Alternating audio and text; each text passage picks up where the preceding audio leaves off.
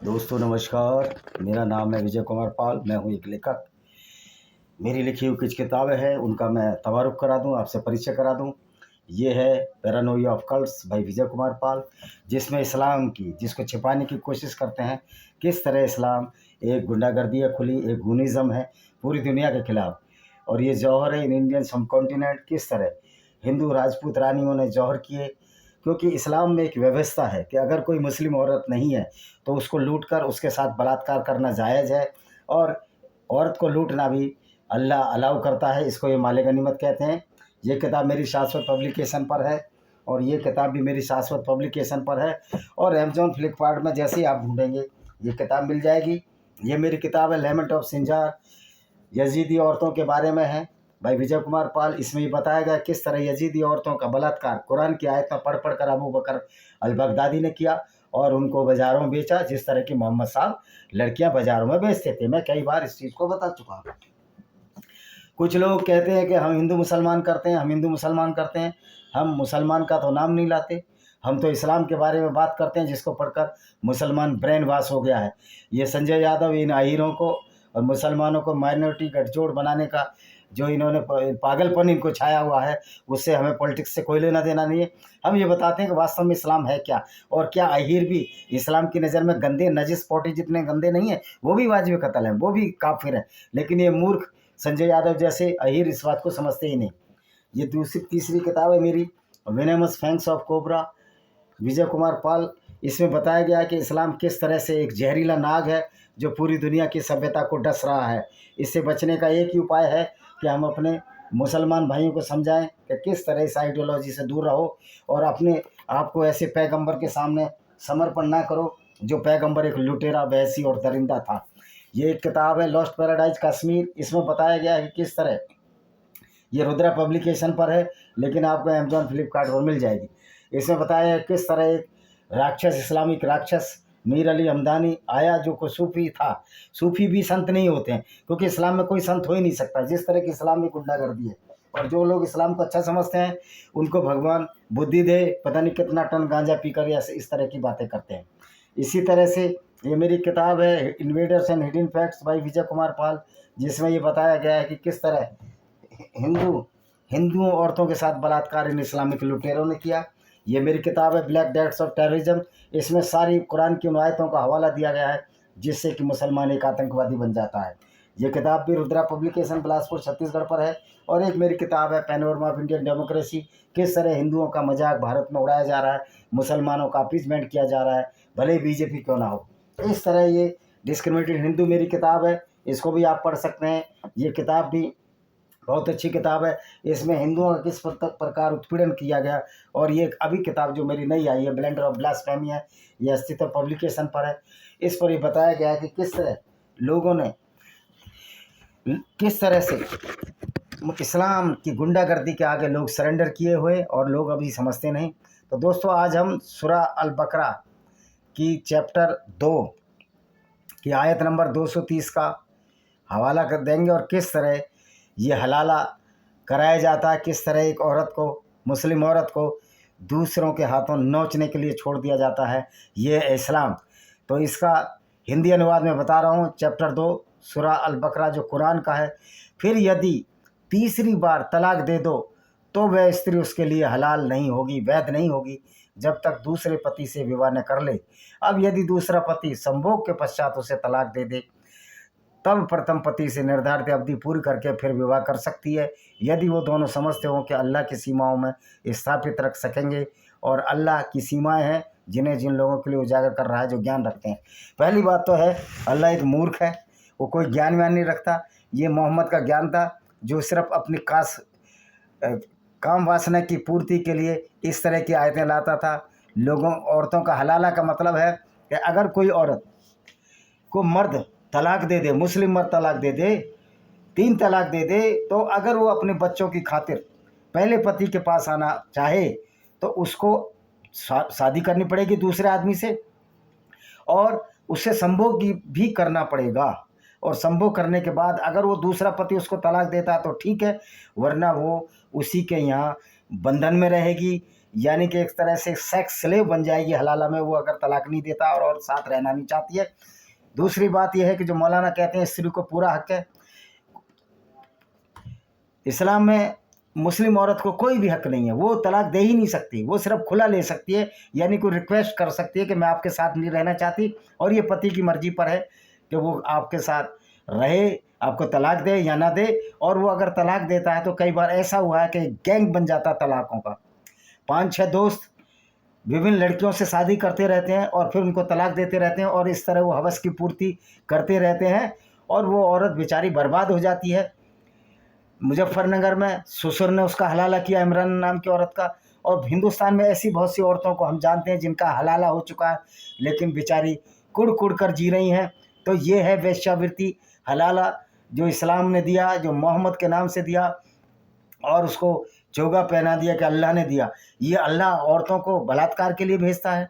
उनके यहाँ अपनी औरत की इज्जत नहीं है, दूसरे की औरत को तो इस्लाम लूटने खसोटने उनके साथ बलात्कार की सीमाएं निर्धारित कर दी हैं कि आप किसी भी गैर मुस्लिम के साथ शादी उनको लूट कर उनके साथ बलात्कार कर सकते हो। ये सूरह अल बकरा में आयत है जो मैंने कल बताई थी कि किस तरह गैर मुस्लिम औरतों का चीरहरण, मोलेस्टेशन और बलात्कार इस्लाम में जायज़ है। तो ये अपनी औरतों को ही जब बलात्कार करवा देते हैं दूसरे आदमी के पास भेजकर, अगर वो दूसरा आदमी तलाक दे देता है इसको, तो वो पहले आदमी के पास आ सकती है, जो भी इद्दत की अवधि है कि वो मिनिस्टर साइकिल है नहीं है उसका बच्चा।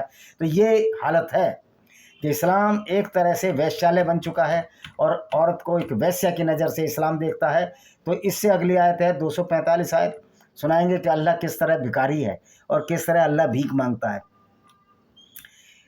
इस पर मेरी एक बहुत जल्दी किताब आ रही है, उसको ज़रूर खरीदना आप,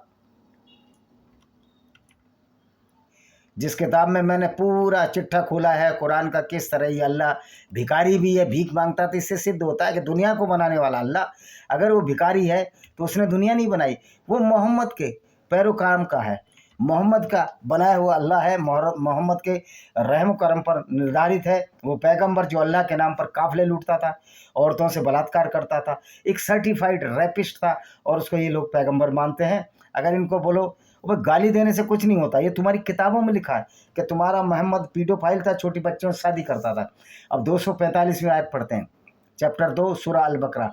कौन है जो अल्लाह को अच्छा उधार देता है ताकि अल्लाह उसके लिए कई गुना अधिक कर दे, और अल्लाह ही थोड़ा और अधिक करता है, उसी की ओर तुम से फेरे जाओगे।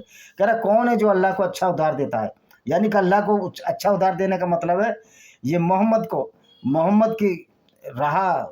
को उधार देना। यानी कि मोहम्मद कहता था चलो वहाँ चलो काफिले लूटेंगे, फिर वो दूर दूर जाता था और काफिले लूटता था। मोहम्मद का यही पेशा था, मोहम्मद सिर्फ काफिले ही लूटता था और कोई इसको काम नहीं था। खदीजा का बिजनेस भी इसने ठप कर दिया, क्योंकि इसने जब इस्लाम की विचारधारा को परिपोषित किया, मक्का में तो कुछ नहीं कर पाया, लेकिन जब ये मदीना चला गया इसने तलवार हाथ में थाम ली, तो ये लुटेरों का गैंग हो गया। इसके साथ बहुत सारे लुटेरे मदीना के छिछोरे इसके साथ लग गए और लोगों को लूटने लगा, और फिर ये लालच देने लगा कि जो अल्लाह की राह में चलेगा, यानी मेरे साथ अगर चलेगा, लड़कियां लूटने चलेगा उनको। और ये लड़कियां लूटने के लिए तबूक की लड़ाई में भी गया। तबूक की लड़ाई में ये कहकर गया कि वहाँ ब्लॉन्ड नीली आंखों वाली लड़कियां मिलेंगी, ये इनकी किताबों में है। और जब ये तबूक पहुँचा तो वहाँ के लोगों ने बोल दिया हमारा तुमसे कोई झगड़ा नहीं था। फिर आप यूँ कहा, इसको लज्जित होकर वापस आना पड़ा। तो ये काम वासना से पीड़ित मोहम्मद सारी काम वासना की चीज़ों का अल्लाह के नाम पर करता रहा, बलात्कार करता रहा, लूटता रहा औरतों को और बाज़ारों में बेचता रहा। तो ये कहता था जो अल्लाह की राह में लड़ेगा, ये मुसलमानों को बहकाया कि जो अल्लाह को अच्छा उधार देने का मतलब है कि अल्लाह की राह में लड़ो, मोहम्मद के लिए लड़कियां लूट कर लाओ और तुम भी बलात्कार करो और मोहम्मद को भी बलात्कार कराओ, उनकी फसलें लूट लो। इस तरह का ये काम ये व्यक्ति करता था जो नीचता से भरे काम थे। और इसके लिए बोलते हैं कि हम सरतन से जुदा कर देंगे। अगर आप पूरे दुनिया के गैर मुस्लिम एक हो गए तो इन इस्लामिक गुंडों को सबक सिखाया जा सकता है। और फिर ऐसी गुंडागर्दी अब क्यों चल रही है मेरी समझ में बात नहीं आ रही। वैसे तो ये हर जगह मार खा रहे हैं, इसराइल में भी मार खा रहे हैं, बर्मा में कल फिर उन पर तोपों से अटैक किया गया, क्योंकि मुसलमान किसी के साथ रहने लायक ही नहीं है। ये विचारधारा इनको साथ रहने नहीं देती। इनकी प्रवृत्ति इतनी गंदी और राक्षसी प्रवृत्ति हो जाती है कि इनसे दोस्ती रखना भी नापाक है, अवैध है, हलाल नहीं है, हराम है। मुसलमानों से दोस्ती रखने का मतलब है आप ऐसे व्यक्ति से दोस्ती रख रहे हो जो अल्लाह की राह में, अगर आप हिंदू हो या यहूदी हो या गैर मुस्लिम हो, आपकी औरत और बहन बेटियों को लूट कर उसके साथ बलात्कार कर सकता है और कुरान की आयत पढ़ सकता है कि माल लूटी हुई औरतें माले गनीमत हैं और उनको मलकाए अमीन, रखैल, सेक्स स्लेव, लौंडी, बांदी, दासी बनाया जा सकता है और उनको बाजारों में बेचा जा सकता है। यही मोहम्मद ने पूरी ज़िंदगी किया। तो कोई भी मौलाना मोहम्मद की तारीफ़ करने के लिए आता नहीं है। एक ने मोहम्मद की तारीफ़ की, ये इकरा हसन ने, फिर मैंने मोहम्मद का करैक्टर समझाया तो उसने फेसबुक से वो टॉपिक ही गायब कर दिया। इनकी औकात नहीं है ये कि मोहम्मद को बचा सके। दे have no courage to save the Muhammad. This is beyond the limit of the any Muslim that who praise the Muhammad. Certainly he cannot defend the Muhammad because he was the most criminal, one of the most criminal and one of the most rapist, with the one of the most robber throughout the world. Even he was worse than the Hitler and any other of the person who were born in past. और अभी भी इस विचारधारा को मानने वाला जो भी मुसलमान है वो बदमाश है, शरीफ नहीं है, आतंकवादी है। तो उसके लिए कई गुना अधिक कर दे। अब ये कई गुना अधिक कैसे करता था? अल्लाह मुसलमानों को पूरी छूट देता है औरतों को लूटने की, धन लूटने की, बलात्कार करने की, तो अल्लाह थोड़ा अधिक करता। अल्लाह बहुत अधिक करता तो मोहम्मद लालच देता था कि तुमको जन्नत मिलेगी और सारे जहन्नुम में जाएंगे जो गैर मुस्लिम है, जबकि ना कोई जन्नत थी ना कोई जहन्नुम था। और अल्लाह तो ये नकली अल्लाह है, ये मोहम्मद का बनाया हुआ अल्लाह है जिसकी कोई वैल्यू नहीं है इस अल्लाह की। तो आप देख सकते हो कि किस तरह से इनकी कुरान की आयतें हैं कि अल्लाह एक भिखारी है, उसको भीख चाहिए। काहे की भीख चाहिए? उसके साथ अल्लाह के मार्ग पर चलने के लिए भीख चाहिए। लूटो खजाने 20% ये मोहम्मद अपने पास रखता था। तो अल्लाह के नाम से जो मोहम्मद ने लूट मचाई और इस लुटेरे पैगम्बर के लिए लोग अपनी जान देने को तैयार हैं, तो क्या तुम भी लुटेरे हो? तुम में भी कोई गैरत बची नहीं? इस तरह के मुसलमानों को मेरा संदेश है, क्या ऐसे पैगम्बर को जो लुटेरा हो, जो औरतों को बाजारों में बेच देता हो, ये सीरत रसूलुल्लाह इब्ने इसाक की किताब में साफ साफ लिखा हुआ 465 नंबर पेज, अध्याय 83 कि किस तरह मोहम्मद ने बनु कुरैज़ा यहूदी औरतों को लूटकर उनको बाजारों में बेच दिया था। ये है तुम्हारा अल्लाह। अब ये है 255वीं आयत सूरा अल बकरा की, चैप्टर 2। सूरा जो है अरबी में बोलते हैं, चैप्टर इंग्लिश में, अध्याय हिंदी में। अध्याय 2 आयत नंबर, जिसको हम बोलेंगे सलोक नंबर या आयत नंबर 255 क्या कहती है? अल्लाह के सिवाय कोई पूजनीय नहीं तथा नित्य स्थायी व जीवित है। देखिए अल्लाह कोई है ही नहीं। अगर अल्लाह तो पूजनीय है ही नहीं, क्योंकि अल्लाह तो एक अच्छे भले मुसलमान को अल्लाह की राह पर चलकर उसको अपराधी, बलात्कारी, लुटेरा, वैसी और दरिंदा बनाता है। तो अल्लाह तो पूजनीय है ही नहीं, उसे ऊंच निद्रा नहीं आती। देखिए अल्लाह को निद्रा नहीं आती, लेकिन जब मोहम्मद के तबूक की लड़ाई, उहद की लड़ाई में 2 दांत सामने के तोड़ दिए तो अल्लाह सो गया, चादर तान कर सो गया। जब काबा पर कई बार अटैक हुए, अब्दुल ताहिर जन्नाती जो करामाती भी कहते हैं जिसको, वो हजर अस्वाद जो काला पत्थर था उसको ले गया, उस पर 22 साल लैट्रिन और टट्टी पेशाब करता रहा, लेकिन अल्लाह सो गया। अभी हमास के मारे जा रहे हैं इजराइल के हाथों, अल्लाह सोया हुआ है, क्योंकि अल्लाह है ही नहीं। अल्लाह का झूठ और फरेब का जो जाल मोहम्मद ने अल्लाह के नाम पर रखा, जिसमें इसने लूट और बलात्कार, कत्ल और गारत, पूरी दुनिया में जो फितना, जो गुमराही फैलाई, मुसलमानों को एक बहुत बड़ा प्रैंक हुआ, धोखा दिया, उसी मुसलमान को ये पैगंबर अपना आका मानते हैं। तो समझ सकते हो फिर कोई मुसलमान की इज्जत क्यों करेगा? कौन है जो उसकी अनुमति के बिना अनुशंसा कर सके? हम हैं। हम अल्लाह की अनुमति के बिना अनुशंसा कर रहे हैं कि मोहम्मद एक लुटेरा था, मोहम्मद एक पापी था, मोहम्मद पीडोफाइल था, मोहम्मद छोटी बच्चों से शादी करता था। अबू बकर की बेटी आयशा बिनते अबू बकर से उसने 6 साल की उम्र में मैरिज की और 9 साल की उम्र में कंजुमेट किया, जब ये 54 साल का बाबा था। जो उसके समझ और जो उसको उससे ओझल है सब जानता। देखिए अल्लाह कुछ भी नहीं जानता। अल्लाह तो ये भी नहीं जानता। अल्लाह क्या दावा करता है कि मैंने दुनिया बनाई है, लेकिन अल्लाह दुनिया के बारे में ही नहीं जानता, पृथ्वी के बारे में ही नहीं जानता। अल्लाह कहता है कि पृथ्वी चादर की तरह फैली है और उस पर मैंने पहाड़ गाड़ दिए हैं जिससे पृथ्वी उड़ ना जाए। जबकि सच्चाई ये है कि पहाड़ तो पृथ्वी के अंदर से उपजते हैं, टेक्टोनिक प्लेट से उपजते हैं। जब उनमें टकराव होता है तो पहाड़ बनता है, जैसे कि हिमालय पहाड़ बना। तो अल्लाह कुछ भी जानता नहीं है, अल्लाह अज्ञानी और मूर्ख है। उसके ज्ञान को वही जान सकते हैं जिसे वो चाहे। अल्लाह के ज्ञान को वही जान सकते हैं जिसको वो चाहें, यानी जो मूर्ख हो, जिनका ब्रेन वॉश हो। जो हमारे मुस्लिम भाई हैं वही अल्लाह को जान सकते हैं, क्योंकि उसमें कुरान में तो दिमाग लगाने की जरूरत नहीं है। सिर्फ मूर्ख लोगों के लिए ही कुरान बना है, मूर्खों के फॉलो करने के लिए मोहम्मद ने अल्लाह बनाया था। और जो बद्दू थे, अरबी बद्दू, जो ज्ञान में कम थे, अनपढ़ थे, जो अरबी, जो ऊँट और घोड़े चराते थे, भेड़ बकरियां चराते थे, उनको ये बेवकूफ़ बनाकर चला गया। अल्लाह के पास तो ज्ञान ही नहीं है, तो ज्ञान किसको देगा? क्योंकि अल्लाह है ही नहीं। उसकी कुर्सी आकाश और धरती को समाये हुए है। उसकी कुर्सी इतनी बड़ी है जिसमें आकाश और धरती है। अब मैं पूछना चाहता हूँ, जब अल्लाह निराकार है तो फिर वो कुर्सी पे बैठता किस तरह है? उसकी जो पिछवाड़ा है वो किधर है? पहली पोर्शन किधर है? उसके हिप्स किधर है? तशरीफ किधर है जिस पर बैठता है? तुम तो कहते हो अल्लाह निराकार है।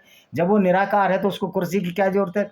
इस तरह दोनों की रक्षा उसे नहीं थकाती। आकाश और धरती की वो रक्षा नहीं करता। अल्लाह तो विनाशकारी, अत्याचारी है, कुकर्मी है, जो कि गैर मुस्लिमों को कत्ल करने की हमेशा बात कहता रहता है। ये अल्लाह नहीं है। ये ऐसा लगता है कि मोहम्मद का दलाल था, मोहम्मद का दल्ला था, जो मोहम्मद के लिए लड़कियों का इंतजाम करता था, मोहम्मद के लिए धन दौलत का इंतजाम करता था, मोहम्मद के लिए लुटेरे साथियों का इंतजाम करता था। ये सारे के सारे मोहम्मद के जो साथी थे लुटेरे थे, सर्टिफाइड लुटेरे थे, क्योंकि मोहम्मद ने उनको शिक्षा ही ऐसी दी थी कि अल्लाह के नाम पर पूरी लूट मचाओ, अल्लाह के नाम पर पूरी गुंडागर्दी करो और औरतों को भी लूट लो। और 20% हिस्सा मोहम्मद को उसको मिलता था। इसने धनाधन शादियाँ की, रखेल रखी, गुलाम बेचे और खरीदे, और सफिया बिन्त हुइया के साथ इसने बलात्कार किया। उसके पति और पिता को मारा और 3 रात तक उसके साथ खैबर दर्रे में बलात्कार करता रहा। ये था मोहम्मद का कैरेक्टर। और मोहम्मद को बस मानने वाले, मेरे अभी भी आपकी आंखें नहीं खुली तो आप कुरान पढ़ लीजिए, कुरान को ढंग से पढ़िए तो आपको पता लग जाएगा कि आपका मोहम्मद किस तरह का दुष्चरित्र व्यक्ति था। आज की 257 आयत, पहली बात तो अल्लाह है ही नहीं। अल्लाह उनका सहायक है जो ईमान लाए, यानी कि जो गुंडागर्दी करे, यानी जो अल्लाह में, कुरान और मोहम्मद में विश्वास रखे, अल्लाह उनका सहायक है। उनको गुंडागर्दी करवाता है, उनको कहता है लूटो दूसरों को, धन दौलत इकट्ठा करने के लिए उकसाता है, दूसरों की औरतों के साथ बलात्कार, लौंडी, सेक्स स्लेव, बांदी बनाने के उकसाता है। तो अल्लाह उन्हें अंधेरों से निकालता है। अभी अल्लाह का कौन सा प्रकाश है जो एक ऐसा पैगंबर दिया, जो इस्लाम का पैगंबर है, जो कातिल था, गैर मुस्लिमों के लिए कारवां लूटता था, अपने चचेरे भाई अबू सुफियान का भी उसने कारवां लूटा। अब ये बताइए कि कैसा अंधकार से निकाल रहा है? ये अल्लाह अंधकार में डाल रहा है या अंधकार से निकाल रहा है? तो ये अल्लाह तो था ही नहीं। तो मोहम्मद को समझ ही नहीं थी क्या अच्छी बातें हैं, क्या बुरी बातें हैं। और मोहम्मद ने जितनी भी गंदी बातें थी, बुरी बातें थी, अपनी काम वासना की पूर्ति के लिए, अपनी धन लिप्सा की पूर्ति के लिए, उन बातों को अल्लाह के नाम पर ढोया और उन बातों को अपने साथियों को जन्नत का लालच दिया, औरतों का लालच दिया, शहद की नदियाँ, दूध की नदियाँ। अब ये शहद और दूध की नदियाँ कहाँ से बहेंगी? शहद मधुमक्खी बनाती है और दूध जो है भैंस और गाय या बकरी, जो भी पशु दूध देने वाले, उनसे निकलता है। तो इस तरह मोहम्मद ने इन दुनिया के लोगों को मूर्ख बनाया। इसलिए हम कह सकते हैं कि अल्लाह एक काल्पनिक चीज़ है, अल्लाह फाल्स है। और दूसरी बात, अल्लाह ना सर्वविदित है, ना सर्व ज्ञानदाता है, क्योंकि अल्लाह है ही नहीं। जो काफिर हैं, जो विश्वासहीन है, देखिए काफिर बहुत अच्छे हैं मुसलमानों से, काफिर मुसलमानों की तरह मूर्ख नहीं है। काफिर में इतनी गैरत है कि वो लुटेरे पैगंबर को अपना मसीहा नहीं मान सकते, लुटेरे पैगंबर को अपना आदर्श नहीं मान सकते। इसलिए इस्लाम का जो पैगंबर है, मुसलमान इतने बेशरम और गैरतहीन हो गए हैं कि उनको शर्म नहीं आती कि तुम्हारा पैगंबर एक लुटेरा है, और कहते हैं कि तुम इस्लाम को नहीं समझोगे। अरे हम इस्लाम को कैसे नहीं समझेंगे? मोहम्मद का कैरेक्टर मोहम्मद की किताबों में लिखा हुआ है कि किस तरह मोहम्मद काफिले लूटता था, औरतों से बलात्कार करता था, और अल्लाह के नाम पर। और ऐसा अल्लाह इसने ढूंढा जो इसके अपराध में इसका साथ देता था। तो कुरान एक अपराध शास्त्र है, उसके सिवा क्यों कुछ नहीं। और अल्लाह तो कुछ है ही नहीं। जब अल्लाह है ही नहीं तो प्रकाश से अंधेरे की ओर ले जाना क्या ये है कि पैगंबर लुटेरा दे दे, पैगंबर बलात्कारी हो, कातिल हो, काफिले लूटता रहा हो पूरी ज़िंदगी में, कोई उसने काम ना किया हो और लोगों को झूठ बताता रहा हो। झूठा पैगंबर जो ये कहता कि मैं मेराज की यात्रा पर गया, ऐसा जानवर जो पूंछ घोड़े जैसी और मुंह आदमी जैसा। ऐसा जानवर तो मैंने आज तक दुनिया में देखा ही नहीं। मैंने एमएससी जूलॉजी किया है। तो कहता है कि जो अल्लाह को नहीं मानते और नरक में रहेंगे, उसमें सदावासी होंगे। कोई नरक वरक नहीं है। अल्लाह की औकात नहीं कि किसी गैर मुस्लिमों को नरक में डाल सके, क्योंकि अल्लाह तो खुद मूर्ख और अज्ञानी है। वो अल्लाह किसी को क्या नरक में डालेगा। और पैगंबर जो मुसलमानों पे वो तो मर चला गया, अब वो जिंदा होगा नहीं। और इस विचारधारा को अब ख़त्म करने की ज़रूरत है। इस विचारधारा जब तक जिंदी रहेगी, ये इस्लामिक गुंडागर्दी चलती रहेगी। हो सकता है ये वीडियो मेरा पसंद आया होगा आपको। चैनल को सब्सक्राइब करें, बेल आइकन दबाएं और चैनल को सब्सक्राइब जरूर करा करें। आप चैनल सब्सक्राइब नहीं कर रहे हैं, इन इस्लामिक चैनल जो इस्लामिक गुंडागर्दी को खुलेआम बोल रहे हैं, उनके चैनल चल रहे हैं। यानी कि ये साबित होता है कि अभी इस्लामिक जो गूंस हैं, जो गुंडागर्दी है, वो चला रहे हैं अपनी। और जो हमारे लोग हैं, जो गैर मुस्लिम हैं या जो एथिस्ट है, जो नास्तिक हैं, जो इस्लाम के लिए चैनल चला रहे हैं, उनको सपोर्ट ना करके सारे गैर मुस्लिम सत्तू पीकर सोए हुए हैं। भाई ये सोने से काम नहीं चलेगा, आपको जागना है और इस्लाम की गुंडागर्दी के खिलाफ लड़ना है। इसके लिए हमने काफिर इंटरनेशनल आर्मी बनाई है, जो इस्लामिक गुंडों को, इस्लामिक आतंकवादियों को वहीं पर न्यूट्रलाइज करने का काम करेगी जहाँ वो रहते हैं। भाड़ में जाए ऐसा कानून जो इस्लाम पर प्रतिबंध नहीं लगा सकता। अब इस काम को हम स्वयं करेंगे। शस्त्र और शास्त्र दोनों तरीके से हमें इस्लाम को नेस्त नाबूद करना होगा। जिस तरह इजराइल ये काम कर रहा है, जिस तरह बर्मा कर रहा है, हर गैर मुस्लिम को इस्लाम को नेस्त नाबूद करना होगा। वरना तो आपकी आने वाली जनरेशन की बहू बेटियों के साथ बलात्कार होंगे, जिस तरह मोहम्मद ने अपने जीवन काल में यहूदी और ईसाई स्त्रियों के साथ बलात्कार किए। क्या आप इसके लिए तैयार हैं? अगर आप इसके लिए तैयार हैं तो फिर आप सोए हुए लोग हैं, आपका कुछ नहीं हो सकता। और जो मूर्ख ये बोलते हैं कि हिंदू मुसलमान करते हैं, इस्लाम को मानने वाला हर मुसलमान जो मोहम्मद की सुन्नत पर चलता है वो आतंकवादी है। कहाँ हिंदुओं में लिखा है कि दूसरों को कत्ल करो? तो ये हिंदू मुसलमान का मैटर नहीं है, ये इस्लाम की गुंडागर्दी से बचाने के लिए ये मानवता की तरफ एक कदम है जो बहुत सारे चैनलों पर बताए जा रहे हैं। तो आशा है कि ये वीडियो पसंद आएगा। वीडियो को शेयर करें, चैनल को सब्सक्राइब करें, बेल आइकन दबाएं, जिससे कि आने वाली नोटिफिकेशन आपको मिल सके। वंदे मातरम, जय हिंद, आपका दिन शुभ हो।